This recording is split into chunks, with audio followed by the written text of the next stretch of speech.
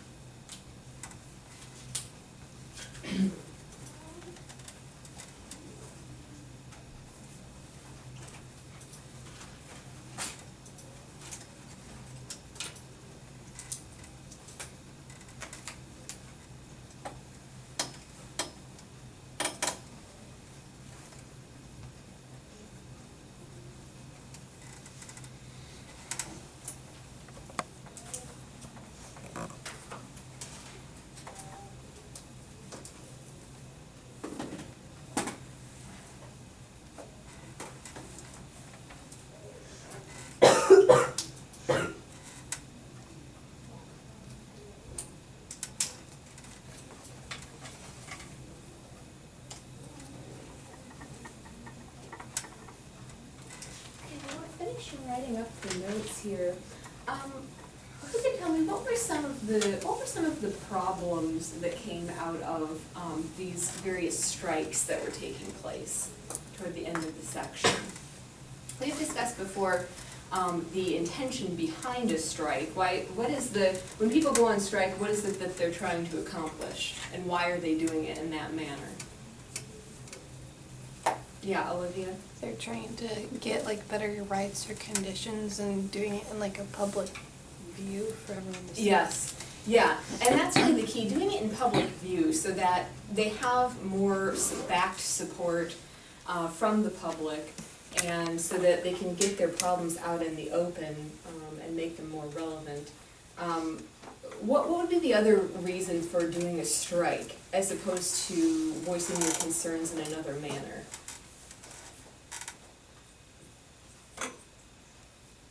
I know this is what you're looking for, but that way they're not working until the conditions are changed, so they're not like working in this condition. Right, yeah, so they're hoping that by not working, by boycotting their jobs, that the company will suffer, right, as a result, and they will have to give in and make whatever changes the employer or the employees are demanding. So what are some negatives, though, of using a strike as your method of protest? Aaron? You can be replaced. Yeah, yes, you can be replaced. And typically during this time, since we didn't have a lot of skilled laborers working, there are a lot of people that were vying for job positions. So the heads of the companies could just simply replace you, and then you're out of a job. And you're out of your job, and you accomplish nothing on the strike, right? Okay, what else? What are some other negatives, Lauren? They got violent. Yes. One talked about like gunshots were fired, people were killed. Mm-hmm. Right, yeah. Yeah, many times they can turn violent. Good. What else, Maddie?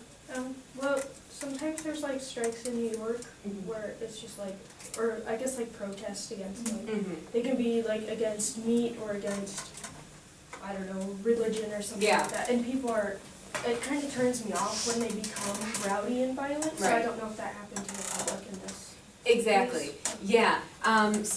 Here on point C, I have the public withdraws their support. At first, everybody was really riled up and pumped up about it. Oh, good, this is great, we all need to band together to make these changes. But then, once things started turning ugly, because obviously if you don't have people working in the factories, then you don't have products being made, and people aren't eating, and they're not getting their clothes on time, and that kind of thing. So that was another reason why, the general public was starting to become concerned. Also, we have violence that's breaking out now with these big city-wide strikes that are going on. Good, yeah, absolutely. And obviously we have, a strike specifically is, a group of workers that are protesting against unfair conditions within their workplace of some sort.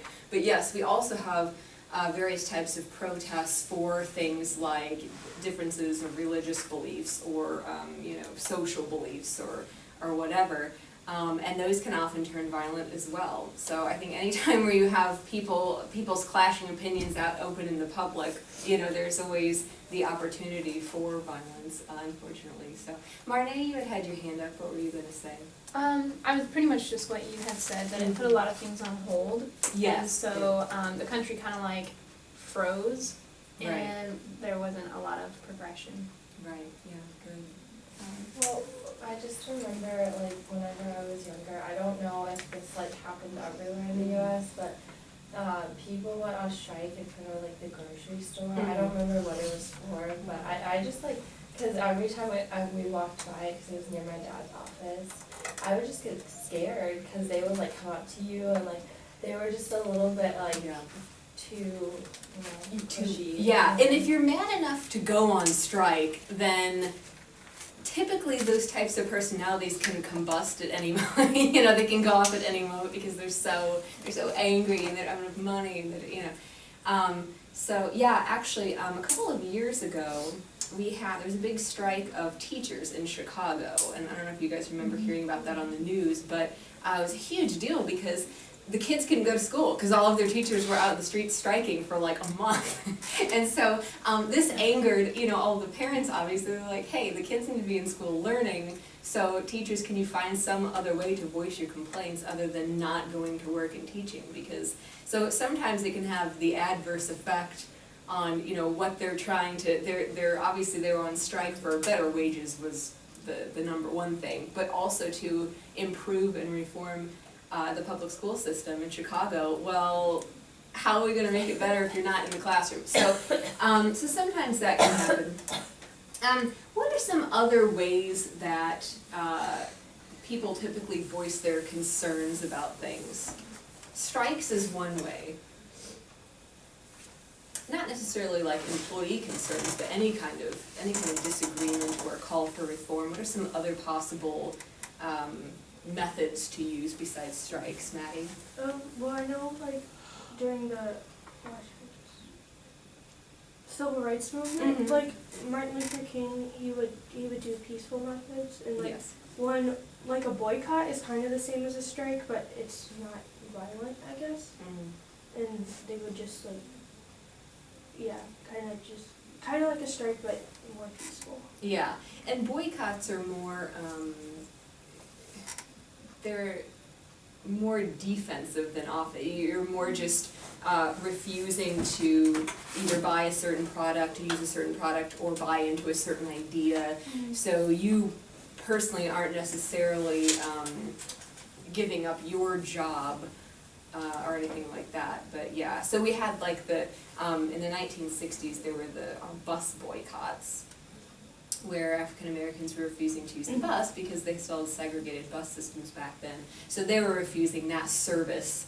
And it did, the fact that they were boycotting hurt the bus business, obviously, because they weren't making enough money since people weren't taking the bus, but it didn't necessarily reflect back on the work or the income of the African Americans in that respect. So it's they're similar methods of protest, but slightly different. Good. So boycotts, public speaking, obviously we know is a big one. What about today? How do people? What are some different ways that people voice their opinions? Olivia? I know people will have like petitions signed Yes. to try and make changes. Yeah. Good. That's definitely a big one. Another peaceful method.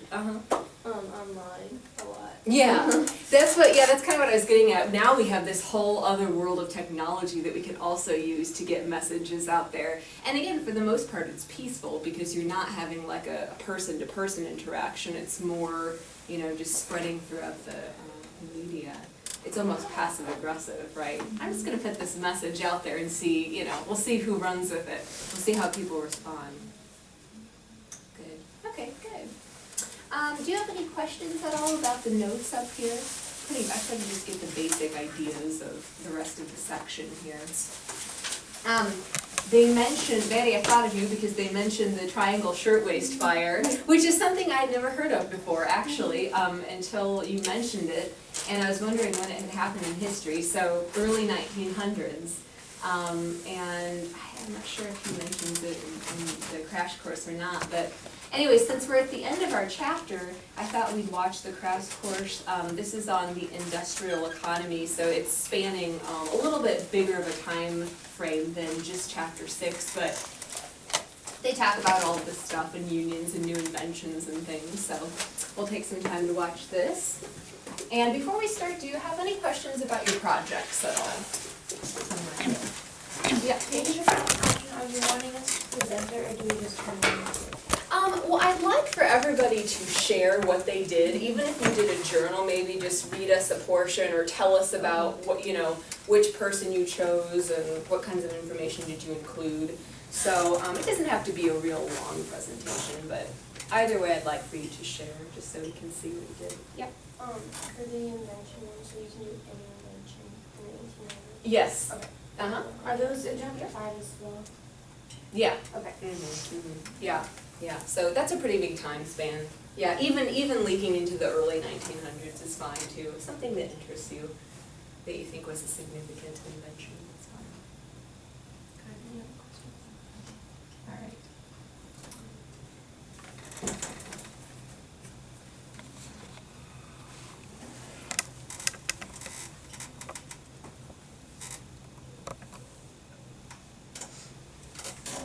John Green. This is Crash Course U.S. History, and today we're going to discuss economics and how a generation of... Mr. Green, is this going to be one of those boring ones with no wars or generals who had cool last words or anything? All right, Nathan the Fast, I will give you a smidge of great man history, but only a smidge. So today we're going to discuss American industrialization in the decades after the Civil War, during which time the U.S. went from having per capita about a third of Great Britain's industrial output to becoming the richest and most industrialized nation on Earth.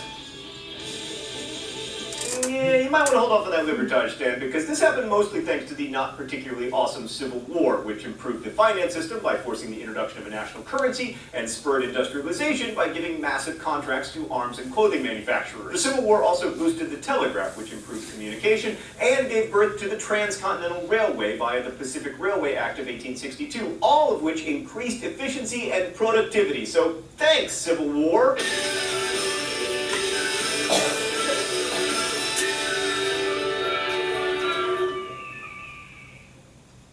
If you want to explain America's economic growth in a nutshell, chalk it up to G, D, and L. Girard, Depardieu, and Lohan. No, geography, demography, and all. However, while we're on the topic, when will Girard Depardieu and Lindsay Lohan have a baby? Stan, can I see it? Yes! Yes! Geographically, the U.S. was a huge country with all the resources necessary for an industrial boom. Like, we had coal and iron and later oil. Initially, we had water to power our factories, later replaced by coal. And we had amber waves of grain to feed our growing population, which leads to the demography. America's population grew from 40 million in 1870 to 76 million in 1900, and a third of that growth was due to immigration, which is good for economies. Many of these immigrants flooded the burgeoning cities as America shifted from being an agrarian rural nation to being an industrial urban one. Like, New York City became the center of commerce and finance, and by 1898 it had a population of 3.4 million people, and the industrial heartland was in the Great Lakes region. Chicago became the second largest city by 1900, Cleveland became a leader in oil refining, and Pittsburgh was the center of iron and steel production. And even today, the great city of Pittsburgh still employs 53 steelers. Last but not least was the law. The Constitution and its Commerce Clause made the U.S. a single area of commerce, like a giant customs union. And as we'll see in a bit, the Supreme Court interpreted the laws in a very business-friendly way. Also, the American Constitution protects patents, which encourages invention and innovation, or at least it used to. And despite what Ayn Rand would tell you, the American government played a role in American economic growth by putting up high tariffs, especially on steel, giving massive land grants to railroads, and by putting Native Americans on reservations. Also, foreigners played an important role. They invested their capital and involved Americans in their economic scandals, like the one that led to a depression in 1893.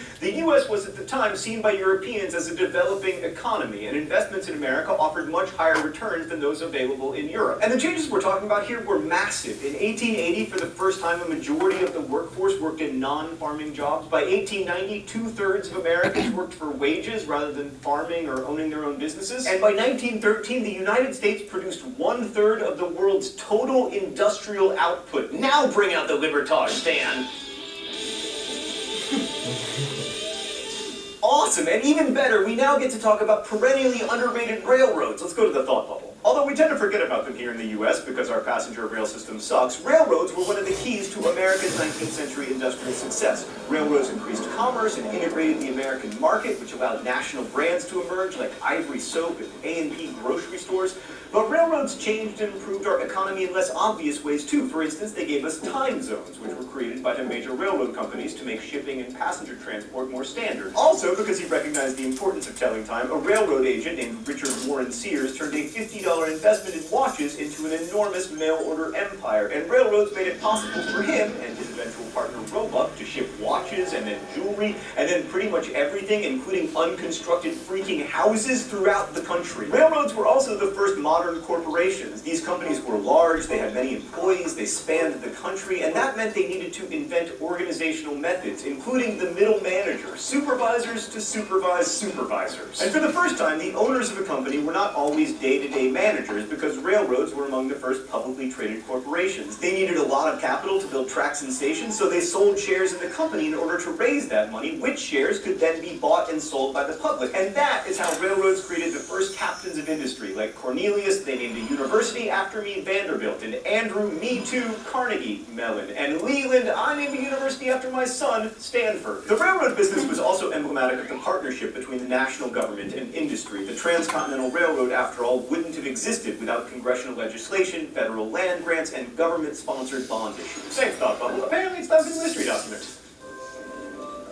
The rules here are simple. I guess the author of the mystery document, and if I'm wrong, which I usually am, I get shocked. Alright. The belief is common in America that the day is at hand when corporations far greater than the Erie, swaying such power as have never in world's history been trusted in the hands of mere private citizens, controlled by single men like Vanderbilt, will ultimately succeed in directing government itself. Under the American form of society, there is now no authority capable of effective resistance. Corporations directing government, that's ridiculous. So grateful for federal ethanol subsidies, brought to you by Delicious Diet Dr. Pepper. I can taste all 23 of the chemicals. Anyways, Dan, I'm pretty sure that is noted muckraker Ida Tarbell? No! Henry Adams? How are there still Adamses in American history? Oh, that makes me worry we'll never escape the Clintons. Anyway, it should have been Ida Tarbell. She has a great name. She was a great opponent of capitalism, whatever.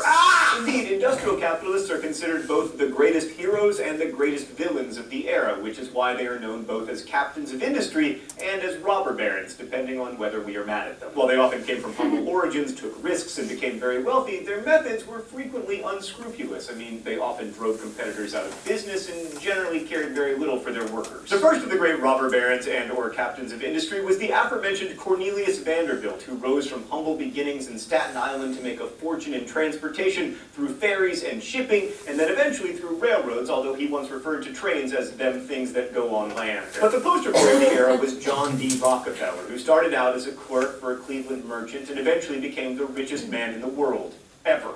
Yes, including Bill Gates. The key to Rockefeller's success was ruthlessly buying up so many rivals that by the late 1880s, Standard Oil controlled 90% of the U.S. oil industry, which lack of competition drove the price of gasoline up to like 12 cents a gallon. So if you had one of the 20 cars in the world, then you were mad. The period also saw innovation in terms of the way industries were organized. Many of the robber barons formed pools and trusts to control prices and limit the negative effects of competition. The problem with competition is that over time it reduces both prices and profit margins, which makes it difficult to become super rich. Vertical integration was another innovation. Firms bought up all aspects of the production process, from raw materials to production to transport and distribution. Like Philip Farmer's Meat Company bought its own rail cars to ship meat, for instance. It also bought things like conveyor belts, and when he found out that animal parts could be used to make glue, he got into the glue-making business. It was Armour who once proclaimed to use everything but the squeal. Horizontal integration was when big firms bought up small ones. The best example of this was Rockefeller's Standard Oil, which eventually became so big, incidentally, that the Supreme Court forced Standard Oil to be broken up into more than a dozen smaller oil companies, which, by the way, over time have slowly reunited to become the company known as ExxonMobil, so that worked out. U.S. Steel was put together by the era's giant of finance, J.P. Morgan, who at his death left a fortune of only $68 million, not counting the art that became the backbone of the Metropolitan Museum of Art, leading Andrew Carnegie to remark in surprise and to think he was not a rich man. Speaking of people who weren't rich, let us now praise the unsung heroes of industrialization, workers. Well, I guess you can't really call them unsung because Woody Guthrie. Oh, your guitar and my computer. I never made that connection before. Anyway, then as now, the benefits of economic growth were shared, shall we say, a smidge unevenly. Prices did drop due to industrial competition, which raised the standard of living for the average American worker. In fact, it was among the highest in the world. But due to a growing population, particularly of immigrant workers, there was job insecurity, and also booms and busts meant depressions in the 1870s and 1890s, which hit the working poor the hardest. Also, laborers commonly worked 60 hours per week with no pensions or injury compensation, and the U.S. had the highest rate of industrial injuries in the world. An average of over 35,000 people per year died on the job.